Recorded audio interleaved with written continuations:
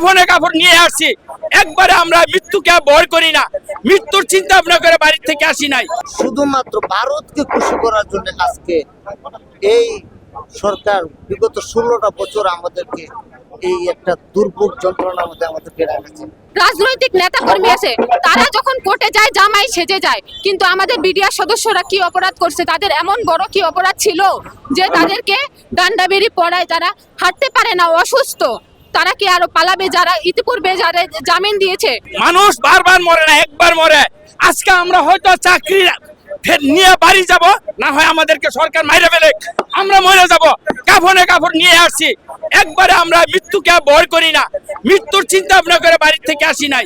6 মাস যাবৎ ক্ষমতা আসার পর এই পর্যন্ত আমাদের কোনো ফায়সা, আমরা বারবার আন্দোলন করে দিয়েছি, আমাদের প্রতি সরকার কোনো ধরনের পদক্ষেপ নিতেছে না।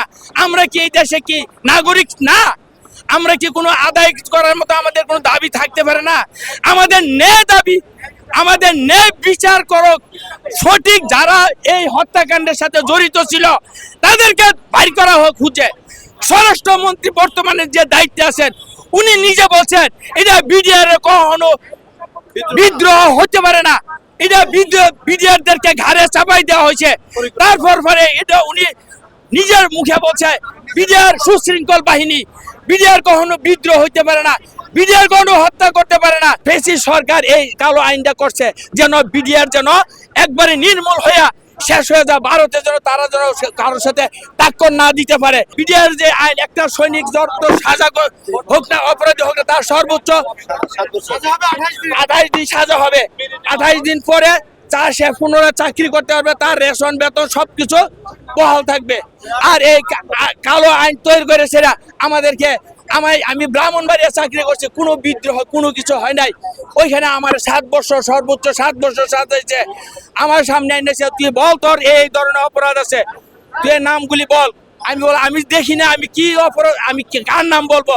বাকি লোকেদের 4 বছর, 5 বছর, 6 বছর পর্যন্ত সাজা দিছে।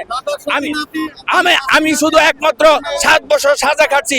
আমার জীবনের সবকিছু শেষ। এখন এই বয়সে রাস্তা ধরে মরে গেলে আমার ছেলে মেয়ের জন্য কোনো দুঃখ থাকবে না।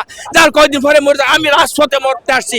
আজকে আমরা কখনো বাড়িতে যাব না, দাবি আদায় না হবে। আমাদেরকে কেউ তো কোনো আবাস সান্ত্বনামূলক দূরের কথা কোনো খোঁজ খবর নেই। গত দিন যাবত আমরা একটা রাত একটা দিন আমরা খেয়ে না খেয়ে মশার কামড়কে শীতের দিনে আমরা যে পড়ে রইলাম। আমরা তো ভাই দেশের নাগরিক, এই দেশে আমরা এই শপথ গ্রহণ করে বাংলাদেশ সীমান্ত রক্ষী বাহিনী হিসাবে আমরা নিয়োজিত ছিলাম। গত 16 বছর আগে 2009 26 ফেব্রুয়ারি একটি অনাকাঙ্ক্ষিত ঘটনাকে কেন্দ্র করে পিলখানাতে একটি ভুয়া একটা নাটক সাজিয়ে সরকার, ফ্যাসিস্ট সরকার শেখ হাসিনা ওনার ঘোষিত লালিত পালিত ইন্ডিয়ার রয়ের মাধ্যমে বাংলাদেশের 57 জন সেনা অফিসার সহ 74 জন লোককে হত্যা করা হয়। আর এর দায়ী পিলখানা থেকে শুরু করে গোটা বাংলাদেশে, আমি তখন বাংলাদেশে রাইফেলসে ছিলাম, নাইকংছড়ি কাজে নিয়োজিত ছিলাম, কিন্তু আমার পর্যন্ত ছাড়ে নাই। বাইরে আমরা তো ন্যায্য দাবি অধিকার আদায় করতে আসছি। শুধুমাত্র ভারতকে খুশি করার জন্য আজকে এই সরকার বিগত 16টা বছর আমাদেরকে এই একটা দুর্ভোগ যন্ত্রণার মধ্যে আমাদেরকে রেখেছে। আমাদের এখন একটাই দাবি, মরে গেছি, আর বাঁচার কোনো আশা নাই। হয় আমাদেরকে মেরে ফেলো, নয়তো আমার অধিকার আমার বাবা 2009 সালের 26 ফেব্রুয়ারিতে ঢাকা পিলখানায় কর্মরত ছিলেন। ইতিপূর্বে আমি অনেক সাক্ষাৎকার দিয়েছি যে সেখানে আমার বাবাকে মিথ্যে সাক্ষী না দেওয়ার কারণে তাকে ভিকটিম করা হয়। আজকে আমাদের এই কর্মসূচি নিয়ে আমি বলতে চাচ্ছি যে গতকালকে যে আমাদের বন্দি আঙ্কেলদের তারিখ ছিল, সেটা একটা নাটক ছিল। আমি সেটা স্বচক্ষে দেখে আসছি নাটকগুলো। তো আমি জানতে চাচ্ছি যে আমাদের যে স্বাধীন তদন্ত কমিশন তো গঠন করা হয়েছে, সে স্বাধীন তদন্ত কমিশন থেকে আসলে আমাদের জন্য কতটুকু কাজ করা হচ্ছে কি হচ্ছে না। 2 মাস অতিবাহিত হয়ে গেছে, কিন্তু আমরা কোনো ফিডব্যাক পাইনি। আমাদের 8 দফা দাবি আমরা প্রেরণ করছি প্রধান উপদেষ্টাদের নিকট।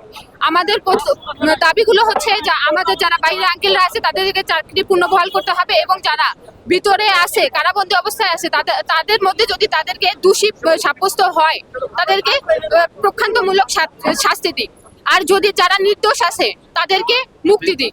ইতিপূর্বে দেখছেন 5ই আগস্টের পর থেকে জেলবন্দি আমাদের অনেক 4-5 জন আঙ্কেল মারা গেছে, কিন্তু তাদের কেন মারা গেল, কিসের জন্য মারা গেল, এই তথ্য কিন্তু আমরা আজও পর্যন্ত জানি না। গত পরশু দিনে যে আমাদের আঙ্কেল মারা গেছে, সেই আঙ্কেলের মর্গে লাশ রাখছে, সেই লাশটাকেও হাতকড়া পরানো অবস্থায় রেখে দিছে, ডান্ডা বেরি পরার অবস্থা রেখে দিছে। আমি বলতে চাই যে যারা রাজনৈতিক নেতা কর্মী আছে তারা যখন কোর্টে যায় জামাই সেজে যায়, কিন্তু আমাদের বিডিআর সদস্যরা কি অপরাধ করছে, তাদের এমন বড় কি অপরাধ ছিল যে তাদেরকে ডান্ডা বেরি পরায়, তারা হাঁটতে পারে না, অসুস্থ, তারা কি আরো পালাবে? যারা ইতিপূর্বে যারা জামিন দিয়েছে, কালকে গত তারিখে তারা আসছে, তারা যদি দোষী হয়ে থাকতো তারা তো পালাইতো, তারা কেন স্ব ইচ্ছা তাহলে আসলো, ধরা দিল।